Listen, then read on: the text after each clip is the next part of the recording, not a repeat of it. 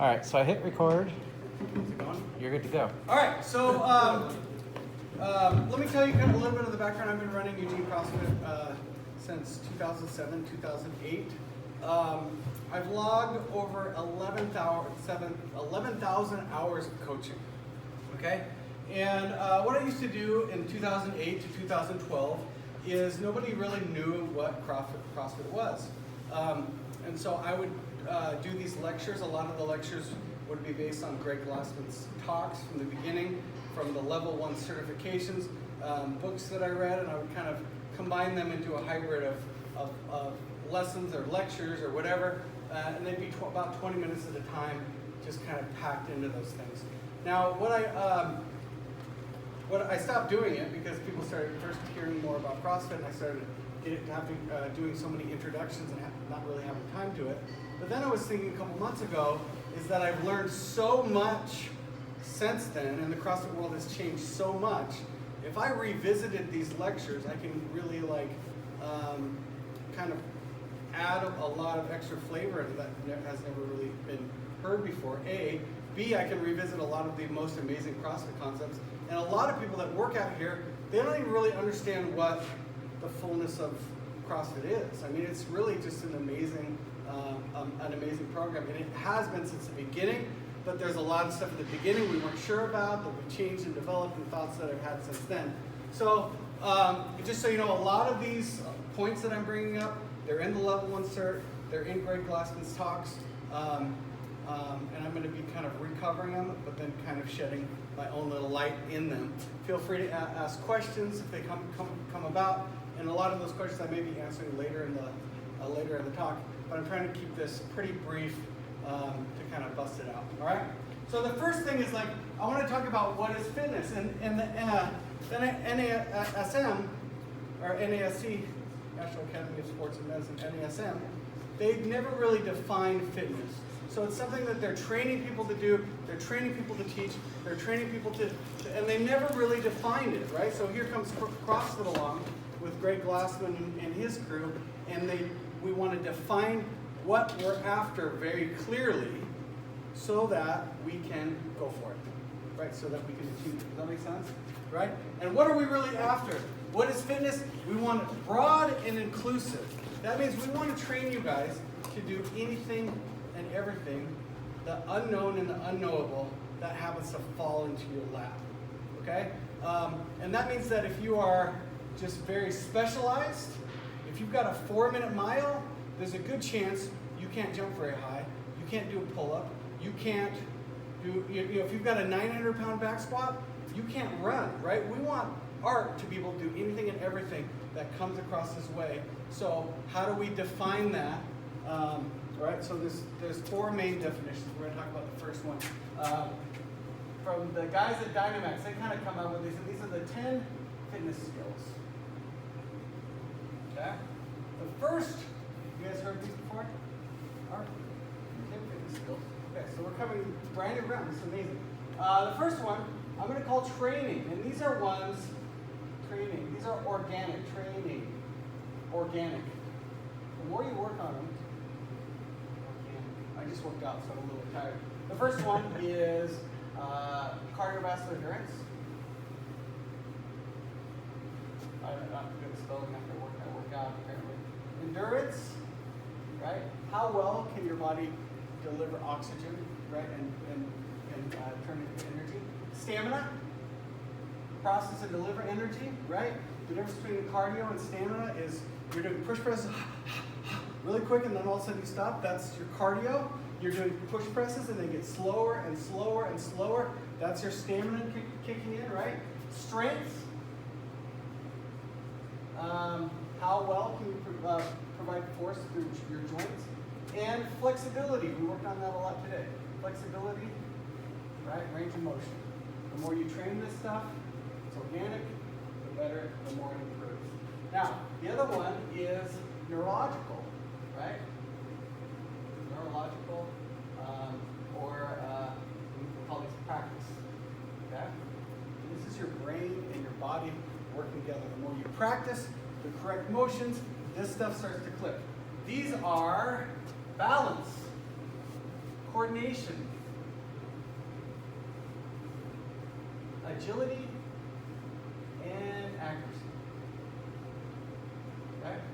The more you practice these things and develop it and think about it and work on it, and it kind of takes some sort of meditative type of working out. These things can be best improved with a coach that's really trying to have you practice and dial it in and practice and dial it in and practice and dial it in. And interestingly enough, we see a lot of transference of these to these, especially strength, right? A lot of people, they don't know they can do a pull-up. When their muscles actually can, their brain doesn't know how to fire the muscles in the right order to be able to do the pull-up. And then as they learn those things better and better and better, they become stronger, not because their muscles got stronger, but because their muscles are working more in unison. And that's something that from the beginning they didn't really cover until 4 or 5 years ago when CrossFit started talking more about that. And then these two, training and practice, organic and neurological, lead us to the big two, speed and power, right? Where this is the measures of the CrossFit world. Okay?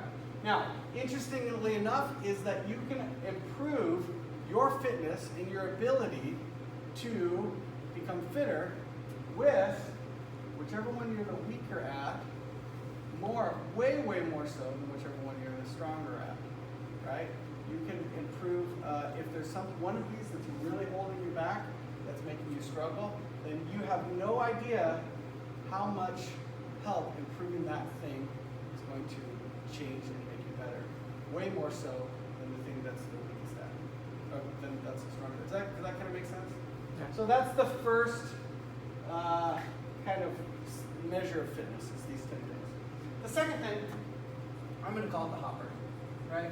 And CrossFit used to have a big hopper. Now, do you know what a hopper is? Think of like a big lottery ball thing, but instead of lottery balls, you put tasks in there, right? Run 5K, a back squat, run a mile, how fast can you carry a heavy load up 100 stories of stairs, or whatever, like whatever you want, toss in there, right? The hopper model is, we take 10 of those things randomly.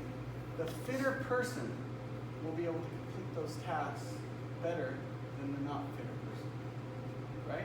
So we need to be having a program that's going to be getting us better at all 10 of those things. We need to be having workouts that are going to get us better at all 10 of those things, right? If we choose workouts that are going to get us better at 6 of those, but not the other 4, it's an inferior program. Does that make sense? Right? So if we are really focusing on one thing at a time and we're kind of letting the other thing kind of lax behind, what if we can find something that doesn't do that, right? We want something that's going to build them all up. And the same thing as before, like what does Art not want to be in that? Right? What are you thinking? What's the one that you don't want me to pull out? You know what it is. Rusty, what do you not want? Burpees. You don't want burpees in there, right? Right? So we got to do more burpees, right? We got to practice burpees. How are we going to practice burpees? How are we going to practice it? Whichever one of the weakest one of these is the one that's causing Rusty to not enjoy burpees more so than the other, than the other thing, right? Probably be a little bit of flexibility. It's definitely not strength for Rusty. He's a beast, right? Probably some cardiovascular endurance in there as well. So you can kind of see these two models kind of molding and mending together, right? Okay. The third fitness measure, which I think is really cool, is that you have the three energy pathways. Okay, and they have names of them, and I think in 2012 there was 4, and then there's 5, and there's 6. Doesn't matter. What matters is that there's different energy pathways that are measured in time domains. And here let me explain it. If we draw a graph, you guys like graphs? I love graphs. So, and we say this is time, right? And there's 3, and I wish I had different color pins. All I have is blue. And this is power. And this is 100% power, right?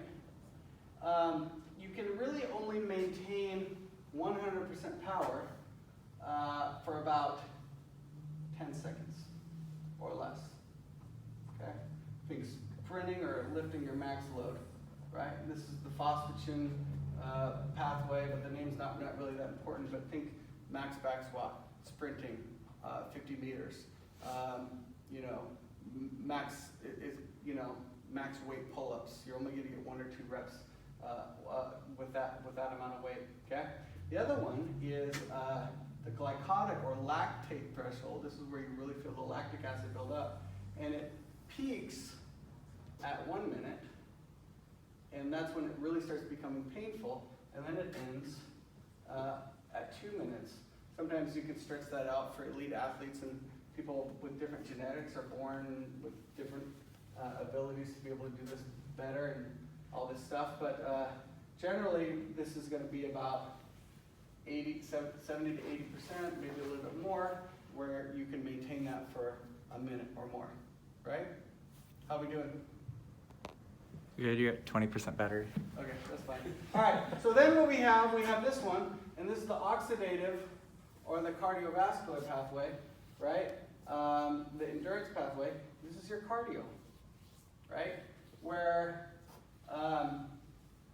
we're only, this is stuff that we can maintain for long periods of time, right?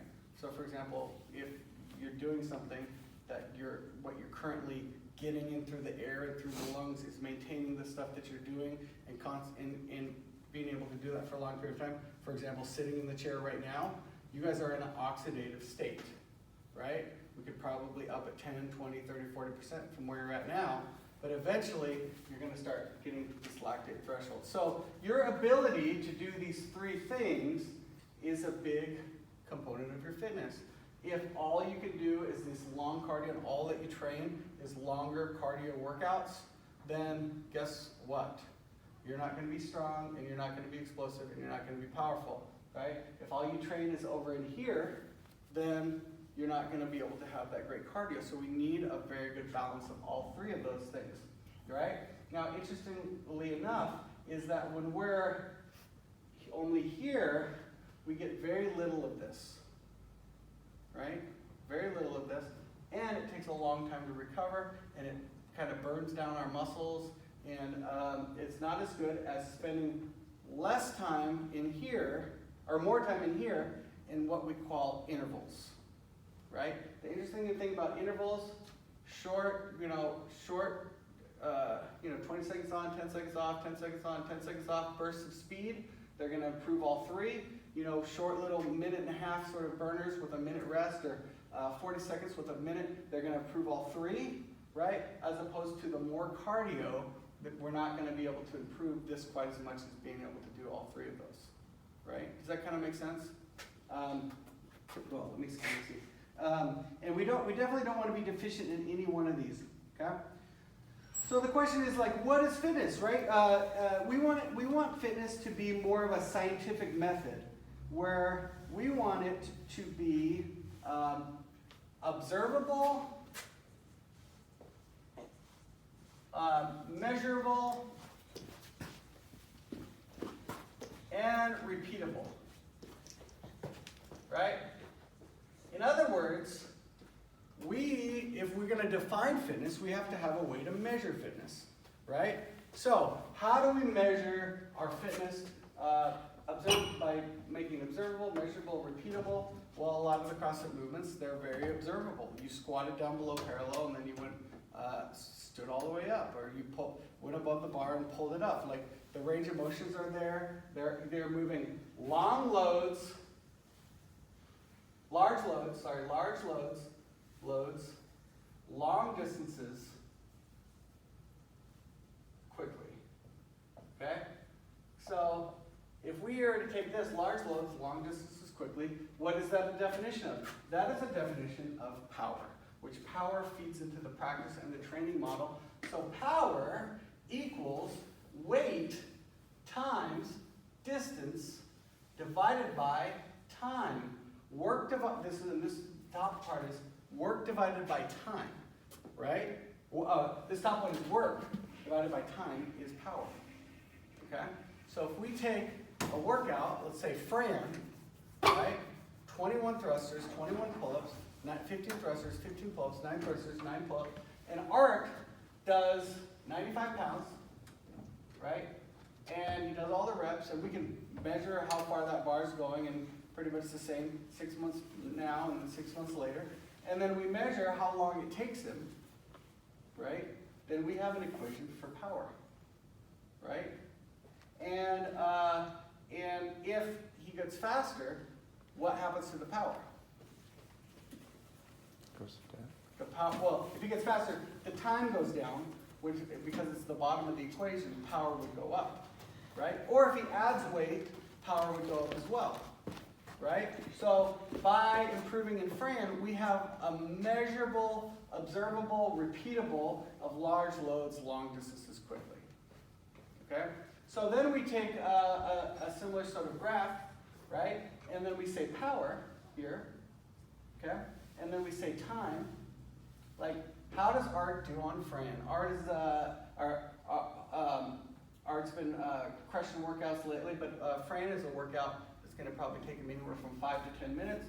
So his plot for Fran is going to be there, and maybe there's another workout that's going to be there, and maybe another 10-minute workout here. All right, and how does he do on the lifts?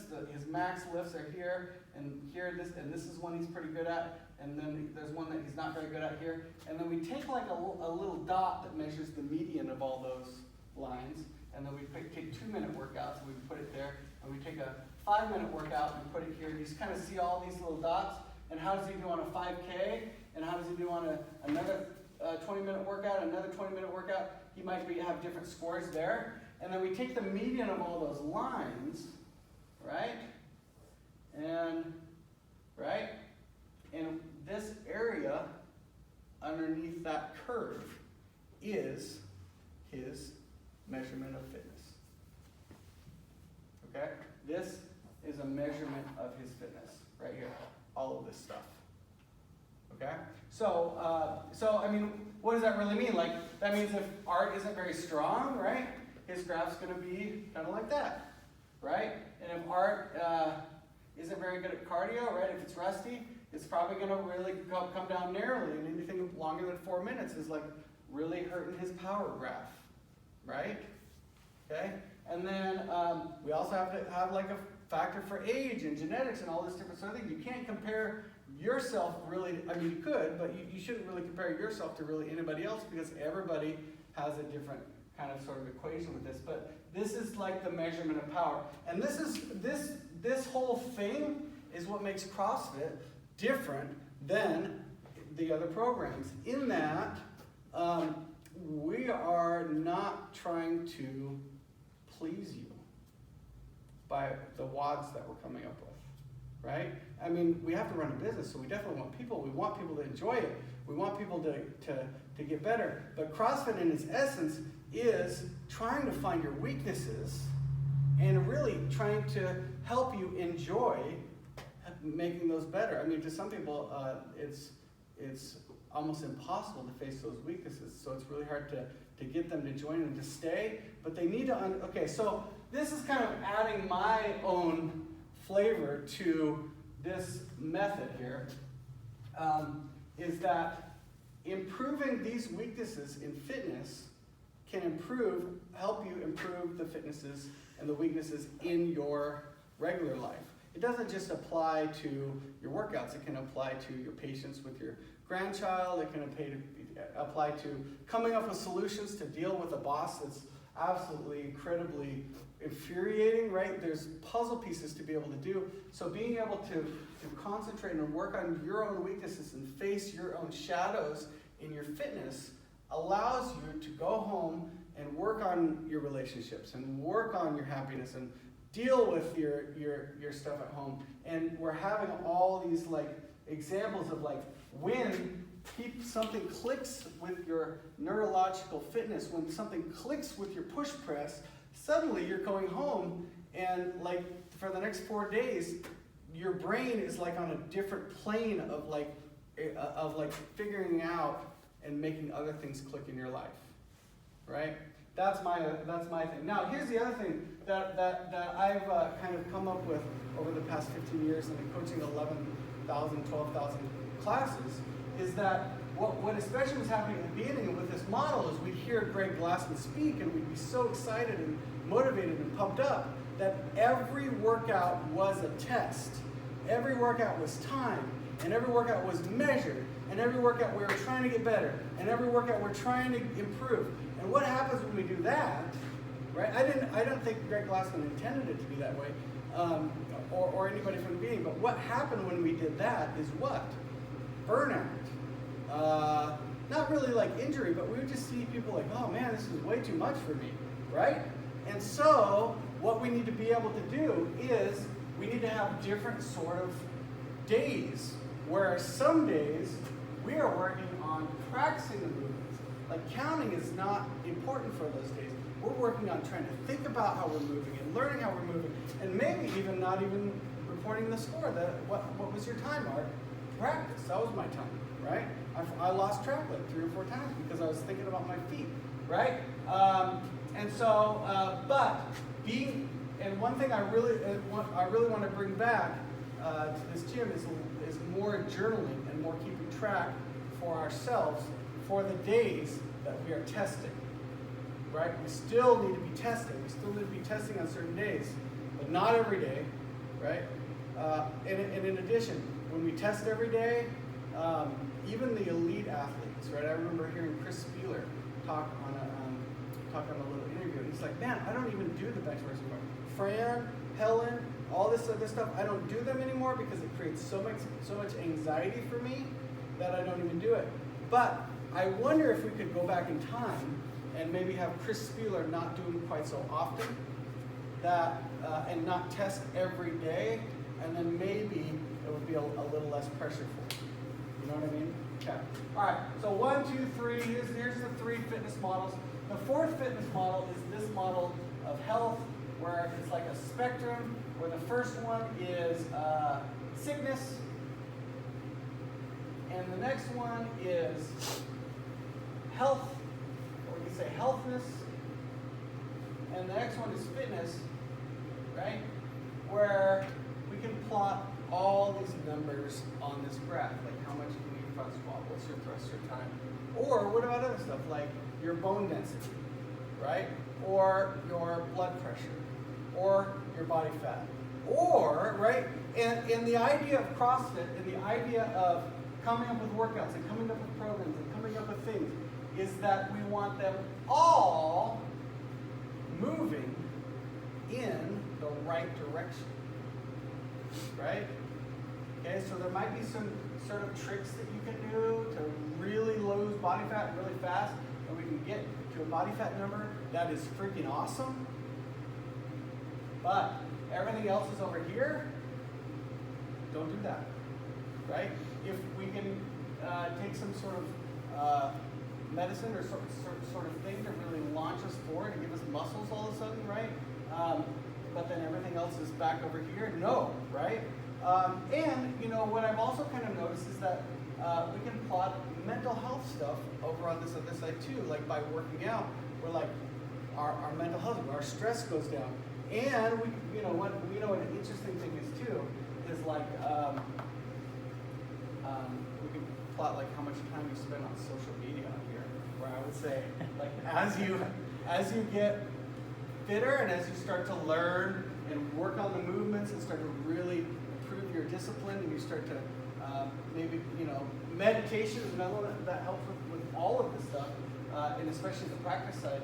Then we can see Facebook time not improving, right?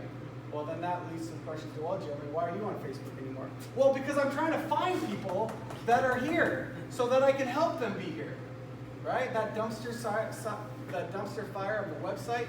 Why am I on it all the time? Why is CrossFit posting like crazy on it? Why am I trying to get you guys to all like it that are on it? Because I'm trying to find people that are sick. Because the more sick they are when they join, the more excited I am. Because if I can make them better, then I can improve them. But I mean, there's more opportunity, there's more traction, there's more health benefits, and there's more things that we can do to move this direction more when we work on our weaknesses as opposed to when we work on whatever we love to do. However, with Eugene CrossFit, we have to put enough stuff that people like to kind of also get you in here and keep you coming. You know what I mean? It's you know, we don't want to totally sell out, but we want to sell out the right amount to get you guys here and to get this gym packed. Plus, the more people that are here, the more we love to come. So, yeah, let's see. Okay, forces, change in power. Okay, so work capacity across broad time and modal domains, right? Next week, we're going to be talking about what CrossFit is, why we're picking the movements that we pick, all those different aspects of fitness, and